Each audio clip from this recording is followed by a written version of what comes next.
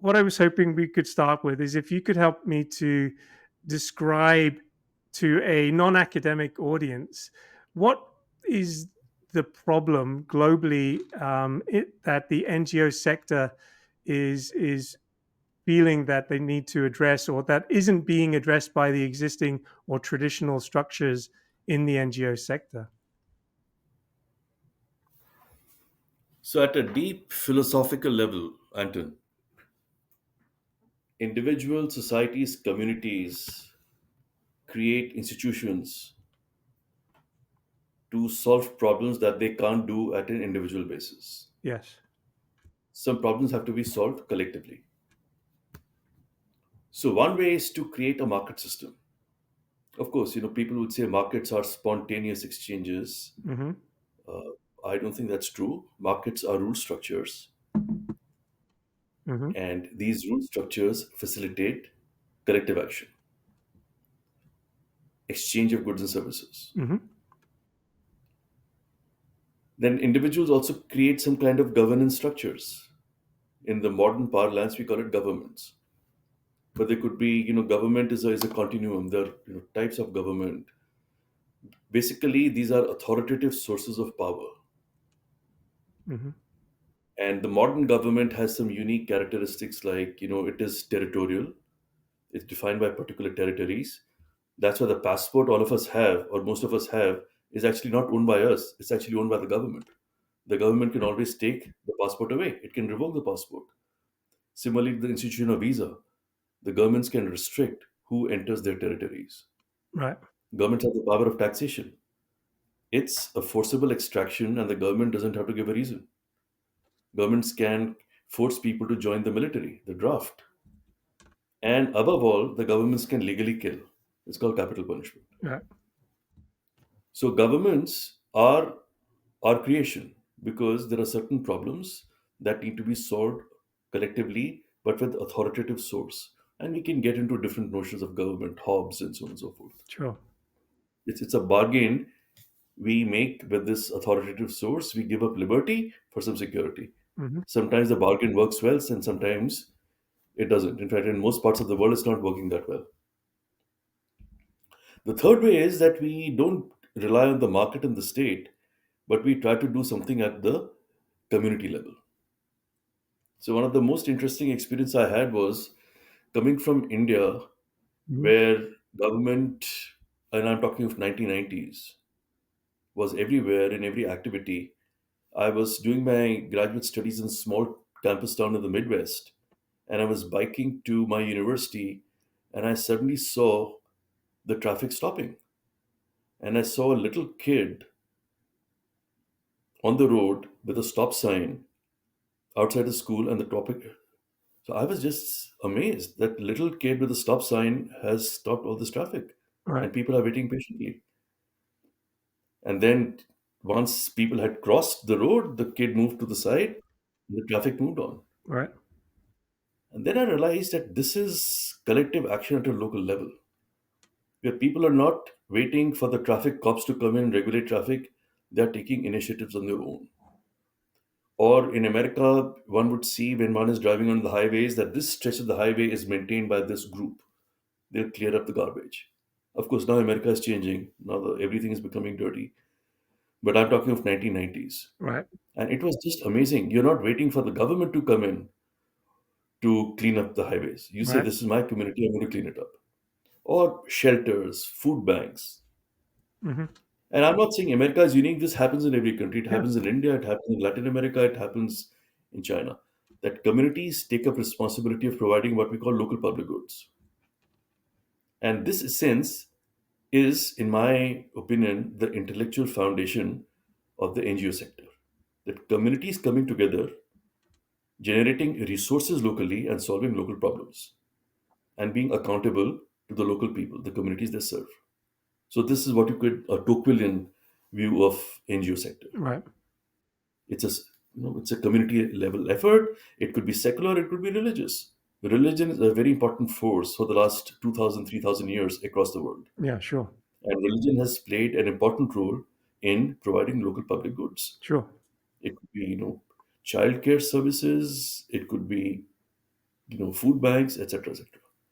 So we have to look at both secular and religious sources that bring people together. Hmm. Now, the problem with all the three narratives is that all institutions, whether it's government, the market, or what we call the NGO, tend to fail. And fail because they were not designed properly, because they're crafty individuals who take advantage of the system, because people are people. And the same individual participates in the market mechanism, the same individual interacts with the state, and the same individual probably interacts with the NGO sector in some way or another. Right. So people don't change. It's the institutions, the rule structures we create to govern their activities so that individual action is compatible with the collective good. That is where the key puzzle is. How do we design these systems? Now, the term NGO is a very perplexing one because in a Tocquevillian world, NGOs were providing local public goods. Right. But in the last 100 years, NGOs are donning a different hat, advocacy. Yeah. So they're not providing public goods, but they are lobbying other providers of collective goods, whether it's government or market, typically governments. Hmm. So they're advocacy organizations, which is also important. So it's not a direct provision, it's an indirect provision of collective goods. And I think this is where the tension starts arising. That there are NGOs, there are individuals with different perspectives on how social problems should be solved. So we have clash of ideas in an ideal world. So you try to capture the government, try to influence the government through various means. You try to influence the market, and this is where the political tension starts to emerge because NGOs then get embroiled in politics. They're no longer this benign actor trying to solve local problems, but they're a political actor trying to shape public policy. And there's nothing wrong in it. Hmm. So, if in political science we have this perspective called pluralism, Yep. so if there is adequate competition of different perspectives, different interests, pluralism, then we get an outcome which is broadly beneficial for all. Broadly, there are always some losers Right. in the policy process. The problem that is arising is that this model of local NGOs supported by local communities, solving local problems, that is increasingly under threat across the world. Right. A large share of NGOs, and I'm talking both the advocacy organizations and nonprofits, are increasingly getting fewer share of the resources from local communities. They're either getting it from government or from wealthy donors, private foundations, and NGO sector has become professionalized. Right. It's no longer local people solving local problem. It's managers who have been educated in universities such as ours with master's degrees in non-profit management or public policy who are descending and trying to manage organizations. And when you have organizations that depend on external resources, your most important imperative is organizational survival. So, as you rightly put, they are looking in the wrong direction. Instead of facing the community, you start facing the donor. Right. And you're a manager managing a small NGO, and that's your career. You want to move to a big NGO. In your resume, you have to demonstrate how much money did you raise? What are the new programs you launched? Because new programs means you must have raised money. So, your focus is really on raising money because that is what allows your career to progress. Right. And there's nothing wrong in it. Sure. This is the system we have created. Yeah. Exactly. So that creates perverse outcomes. So we have an NGO sector which is relying less on communities, which is relying on donors, which is bidding for contracts in a competitive market process, and it is increasingly living in big cities using language that local people don't understand, and it's a very different ball game because of imperatives of organizational survival and career progression. So we call them grass without roots. They're no longer grassroots. They're grass without roots. And in developing countries, the problem gets accentuated because most of these donors are actually in the global north. Sure. So the NGO, the vast NGO industrial complex, becomes a mechanism to impose Western norms, Western values on developing countries, which leads to backlash. The, the issue arises that we have this strange narrative in academia that NGOs are good, firms are bad. So this is the virtue negative, that don't question NGOs, because NGOs are always good people. They're driven by principled objectives, not by profit seeking, Right. because non-profit sector doesn't make profit. Hmm. And I think that's a false statement, Right. because most managers working in a firm don't actually earn profits; they earn salaries, and the same dynamics is happening in NGO sectors. Right. So people who run NGO sectors have instrumental objectives. NGOs themselves have instrumental objectives. They want to raise money. So NGOs have firm-like features. They're looking for money, they're looking for customers, they're looking for donors. Right. They're often bidding for contracts. So we start with a very wrong virtue model of NGOs, that these are pure, pristine, and firms and governments are bad. So when we start with such a wrong conception, we get a wrong outcome. That we don't subject these NGOs to accountability, to governance, to oversight. And anything NGOs say is good as long as they espouse our views. Of course, the moment you start having NGOs which have a different ideological orientation, you start calling them counter movements, Okay. because you're othering them, that they're different, or they're not real NGOs, blah blah blah. But they're also NGOs, because people are different. Right. People have Exactly. different ideas. So where does this lead us? So in academia, I think the dominant model of NGOs and non-profits is problematic. Mm. And interestingly, a lot of people in the NGO sector I talk to, people like you, say what you're saying is right. So there's a disconnect between academia and the NGOs and non-profit people. And NGO and the non-profit people realize that there are governance problems.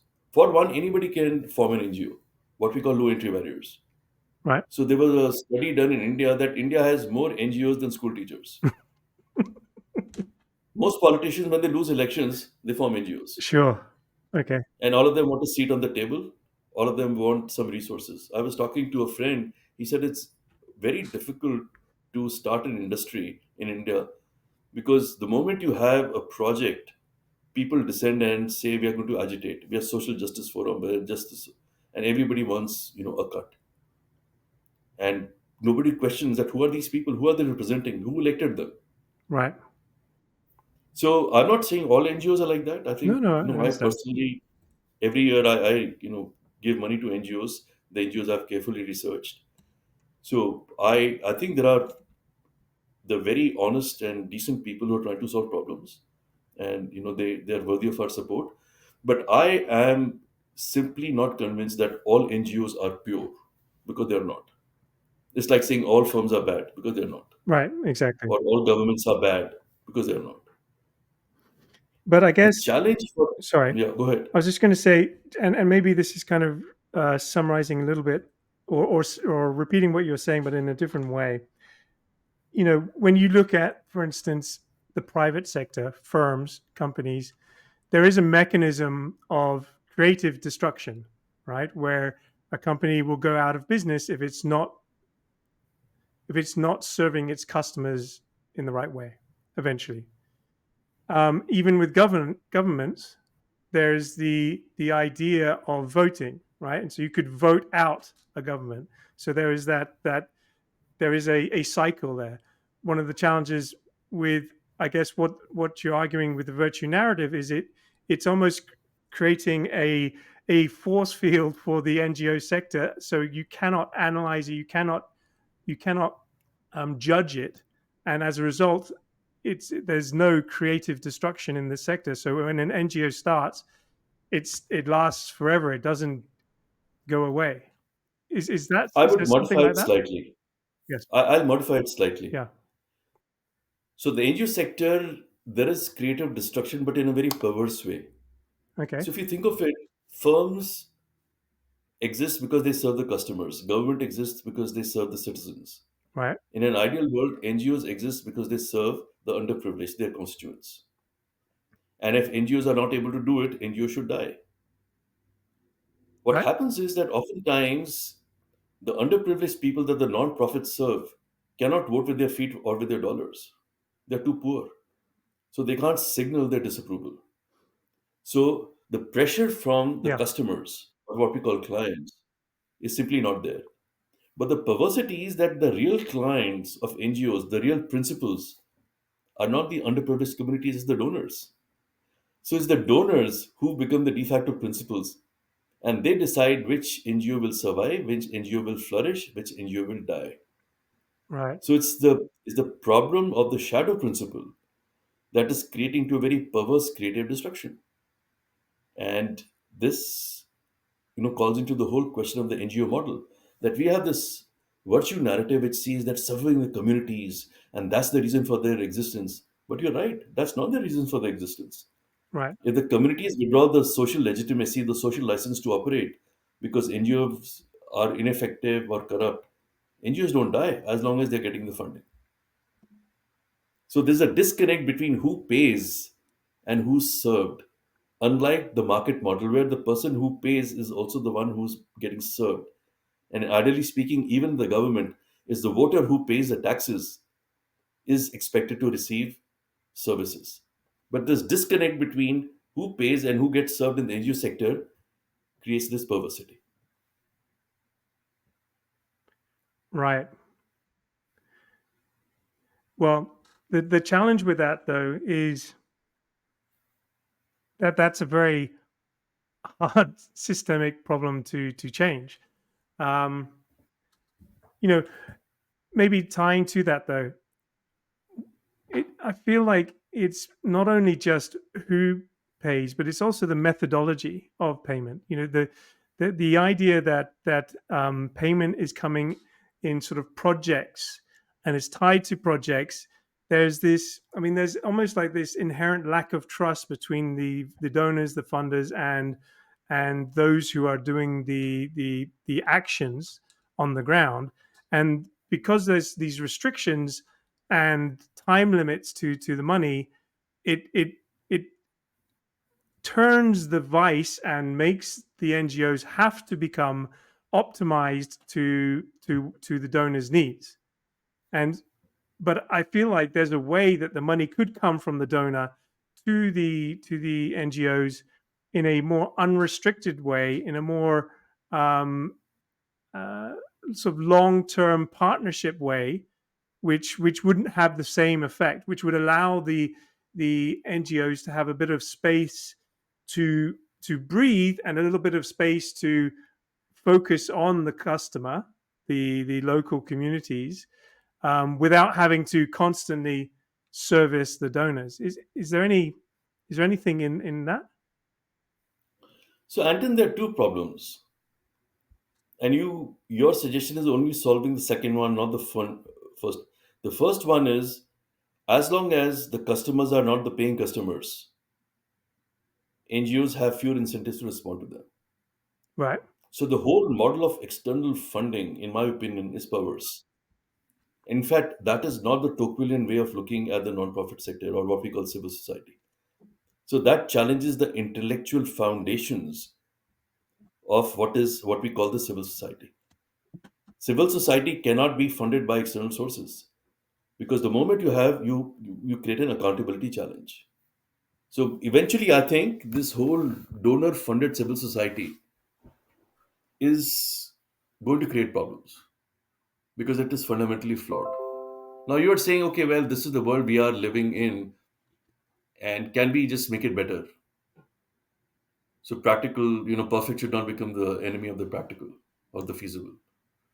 And one of the issues is, okay, given that there are external donors, the problem is that external donors ask NGOs to bid for projects. It's very project specific. They have short term relationships, not long term relationships. Hmm. And that creates or this accentuates NGOs' incentives to listen to donors. But if you have a 10-year window, or if NGOs receive gifts without any strings attached, then NGOs have more leeway to do what they want to do. So I think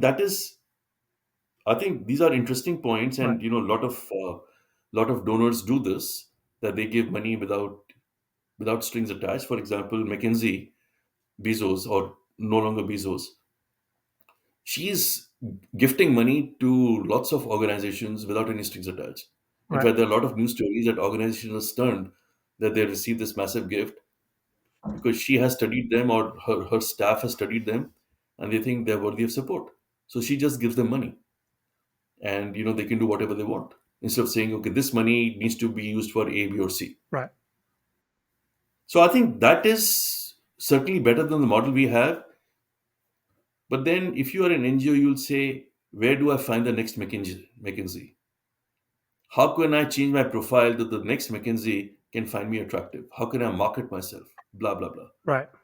Because eventually, she has become your de facto principal, not the communities you're serving.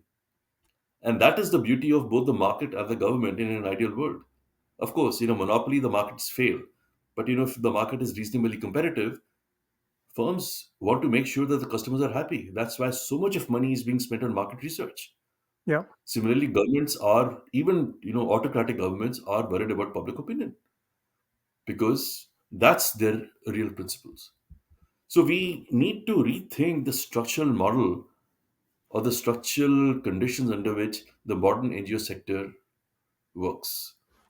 Okay. And unless until that fundamental problem is addressed, I think suggestions, I've written with different co-authors on, accountability mechanisms, charity navigator, information-based regulations, accountability clubs. So these are important initiatives. Sure. And hopefully, they'll make NGO sector more responsive to community needs. But the basic problems has not been resolved. Disconnected between donors and principals, or clients and principals, or customers and principals. You can use the phraseology you want. Yeah. No, I see what you're saying, and I see what you mean by it only solves half the problem. And look, I'm a pragmatist, right? I'm trying to find pragmatic ways to to make change in the world that I live in right now. And so I struggle to see how it can go completely to the other way, right? Where it's completely financed by the local communities. But I was talking with a gentleman the other day. He is the founder and CEO of a project called Project Maji, and he provides, and it's not a unique model, but he provides a sustainable water system in sub-Saharan Africa. And he helped me to recognize that he has capital expenditure costs, right, and that is largely covered by the NGO piece, by the foreign donors. But then each installation, there is also a capital expenditure cost for that. But then from that point on, the people, the local communities have to pay to use it. And so is there this sort Okay. of blended model where we can actually have the communities paying a small amount? Another example of that, I believe, was Cola Life, where they worked out how much the community could pay, and then they reverse engineered the solution. Do these kind of Yeah. approaches So, address the problem? right. So this is what one would call a helping hand model, Okay. or sometimes we call it the co-production. Right. Yes. Okay. That it's not NGOs coming in with a perfectly functioning water system, Right. installing it, and paying money for technicians to maintain it. They come in, they give a helping hand. Okay, we'll provide a bit of a support, but you people will have to do the heavy lifting, and we are out of it after 1 year, and then it's up to you to maintain it or not to maintain it. So it's like a seed money that we're giving you said money, so you get started, but then it's up to you. I think that's a model worth very carefully looking at, Right. and one has to be very disciplined that how much of the helping hand are you providing so it doesn't become a crutch. It's only a helping hand. You're just helping the person to stand, but Yeah. eventually the person will have to stand Right. Exactly. and take responsibility and create their own structures. And you must be prepared to exit. Yes. Exactly. Otherwise, it is just going on and on. Okay, one more year. Okay, let's help them Right. a bit more. Exactly. Okay, a bit more. So whenever you enter a project, you have to have a very clear exit strategy with a timeline. 100% agree, and that's why I mentioned the project Cola Life. I'm sure there are other examples, but it's the first one I've seen where they have now shut down the project. Like they're So closed, which if you can send me a list of five, then we can write short case studies and have a commentary or a short article on the helping hand model. yeah, right, okay. Sure, I can do that. That would be my So it's pleasure. kind of a venture capital, though I don't want to use that phrase because venture capital, you know, is a slightly different ball game, and Sure. you have been in that business, Yeah, but it's the same thing that you see an idea, you initiate it, and then you step back right. and be prepared for failure. Yes, exactly. Okay, I'm very, very conscious of time. And I just wanted to ask. So I saw in your background that you grew up in India, and you were working in the CPG sector in India. Was it CPG? Procter and Gamble, Procter and Gamble, right? Procter and Gamble. And then I you have an MBA. right, and then you moved over to the US, and you completely changed your career at that point. What happened So, there? so not completely. I Okay, still study firms right, and how firms are, dealing with climate issues. But I also study governments. I also study nonprofits. right, No, I think, it's a different phase in life. I think environmental issues are very important. right, And I think, climate change in particular is very important. I don't think the world really understands. They've not factored that in. There's a lot of performance going on about, climate policy. right, People are not willing to incur the cost. Everybody is closing their eyes, hoping the problem will disappear, right. or there'll be techno fixes. Exactly. But this is a problem of overconsumption. We simply cannot sustain this planet with the amount we consume. It is absolutely shocking. So I think, as an academic who was raised in India, now lives in the US, has the privilege of teaching in a US university, and talking with individuals such as constantly getting stimulated by new ideas. I think this is the small contribution I can make. So this is what motivates me. This is what keeps me awake at night, but this also motivates me to get up in the morning and do something.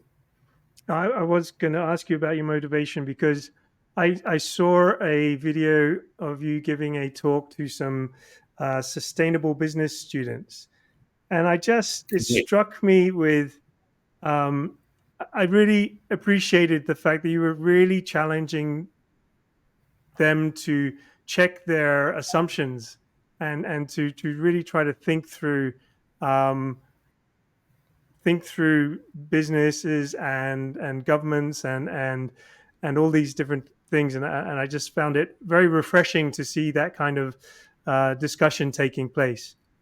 So I was really excited to come and talk to you, and to be honest, a little bit nervous as well. But it's turned out So I really good. think let's keep in touch. Sure. I really like the helping hand model, Yeah. and Okay. let's see if we can develop some ideas and share it with the community, and somebody hopefully will act on that. Yeah, that would be great. Thanks so much, Azim. Okay, It was a pleasure talking to thank you. you.